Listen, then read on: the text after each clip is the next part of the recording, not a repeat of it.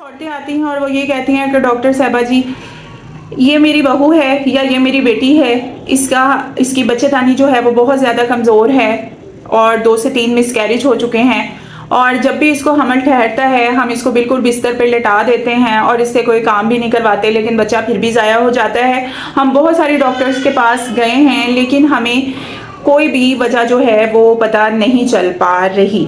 ठीक है, तो मेरे ख्याल में तो आजकल का दौर ये है कि आपको खुद भी इतनी अवेयरनेस होनी चाहिए कि अगर आपका बच्चा 2 से 3 दफ़ा ज़ाया हो चुका है तो इसमें आपकी कोई जनियाती प्रॉब्लम हो सकती है, यानी कि कोई ऑटो इम्यून डिजीज़ हो सकती है। ऑटो इम्यून डिजीज़ ऐसी डिजीज़ होती हैं जो कि आपके जिस्म की पैदा करदा होती हैं और आपके जिस्म के अंदर ही जो है वो हमल के खिलाफ एंटीबॉडीज़ बनना शुरू हो जाती हैं। तो आज हम जिक्र करेंगे एक ऐसी खामोश बीमारी का जो कि उन औरतों के लिए है, जो उन औरतों के अंदर है जिनके बच्चे 2 से 3 दफ़ा ज़ाया हो चुके हैं और वो ना तो टेस्ट करवाती हैं और ना ही उन्हें ये पता है कि उनके अंदर ये बीमारी क्या है। मैं हूँ डॉक्टर नबीला फैसल और आज की ये वीडियो आप लोगों के लिए बहुत अहम होने वाली है। वीडियो को एंड तक देखिएगा, हो सकता है कि ये वीडियो आपके या आपके इर्द गिर्द की किसी औरत के काम आ जाए। आज हम बात करेंगे एंटीफास्फोलिपिड सिंड्रोम पे, यानी कि ये ऐसा सिंड्रोम है जिसमें जब आपको हमल होता है तो आपके खून के खुलियों में क्लॉट बनने शुरू हो जाते हैं और वो क्लॉट जब प्लेसेंटा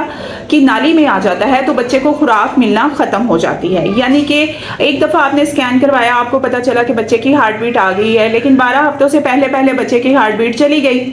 इस तरह आपके साथ 2 से 3 दफ़ा हुआ या पहले 3 माह के अंदर आपका बच्चा 2 से 3 दफ़ा ज़ाया हो चुका है और आप इसको बच्चेदानी की कमज़ोरी समझ रहे हैं, तो ये बिल्कुल बच्चेदानी की कमज़ोरी नहीं है। ठीक है, ये इस बीमारी की वजह से होता है जो कि आपके खून में पाई जाती है। जैसे ही इन औरतों को हमल ठहरता है, इनके जिस्म में ऐसी एंटीबॉडीज़ बनती हैं उसके खिलाफ जो कि प्लेसेंटा की नाली में जाके खून की सप्लाई को रोक देती हैं और आपका जो हमल है उस तक ब्लड सप्लाई नहीं पहुंचती और ऑफ कोर्स बच्चा ज़ाया हो जाता है। अब इसके लिए कुछ टेस्ट हैं कि ये उन औरतों को कौन से टेस्ट करवाने चाहिए। कभी कभी अक्सर हमारे डॉक्टर्स भी जो हैं वहाँ तक नहीं पहुँचते, या फिर आप लोगों की काम को आसान करने के लिए या आप लोगों को तसल्ली देने के लिए आप लोगों को इन्हीं चीज़ों में उलझना पड़ जाता है ताकि आप लोग जो है वो इस चीज़ को जो है वो रिकॉग्नाइज कर लें। और कभी कभी ऐसा होता है कि डॉक्टर आपको बता रहे होते हैं, आपको कुछ ज़रूरी टेस्ट लिख के दे रहे होते हैं, लेकिन आपको उस चीज़ की समझ नहीं आ रही होती, तो डॉक्टर आपको बगैर बताए ट्रीटमेंट तो शुरू कर देता है। ऑफ कोर्स प्रोफेशनल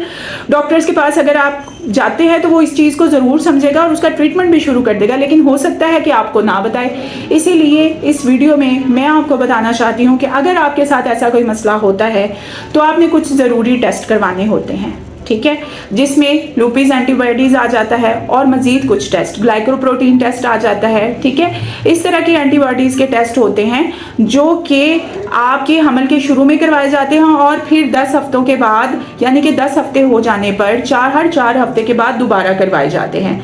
अब इसका ट्रीटमेंट क्या है? अक्सर आप लोगों ने देखा होगा कि डॉक्टर आपको एक इंजेक्शन, लो डोज एस्पाइरिन का इंजेक्शन रिकमेंड करते हैं जो कि आपके पेट की ऊपर वाली स्किन में लगता है, यानी कि जिसे हम क्लेक्सन कहते हैं। और अक्सर औरतें इस इंजेक्शन को लगवाने से बहुत ज़्यादा रेजिस्ट करती हैं। ये इंजेक्शन रोज़ लगता है, एक छोटी अमाउंट में रोज़ पेट में लगाना होता है। इसके अलावा किसी की बीमारी इतनी सीवियर नहीं होती तो उनका काम जो है वो लो डोज एस्पाइरिन यानी कि लोप्रिन वगैरह 75 mg से भी चल जाता है। ठीक है, लेकिन इस पूरी वीडियो में जो एक चीज़ समझने वाली थी वो ये थी कि बच्चेदानी की कमज़ोरी के अलावा भी कुछ ऐसी चीज़ें हैं जो कि एग्जिस्ट करती हैं और जिसमें आपका तामुन बहुत ज़्यादा ज़रूरी होता है। अगर आपके इर्द गिर्द कोई ऐसी औरत मौजूद है जिसके 2 से 3 दफ़ा बच्चा ज़ाया हो चुका है तो आप हमें कमेंट कर सकते हैं। हम आपको उन टेस्टों के नाम जो है वो कमेंट बॉक्स में लिख कर भेज देंगे और आप चाहें तो अपने गायनाकोलॉजिस्ट से भी, जो भी आपको ट्रीट कर रही हैं, उनसे भी इस बीमारी के हवाले से डिस्कशन कर सकते हैं। वीडियो पसंद आए तो चैनल को लाइक और सब्सक्राइब ज़रूर किया कीजिए और आपके जो भी मसाइल हैं वो कमेंट में हमारे साथ शेयर किया कीजिए। अल्लाह हाफिज़।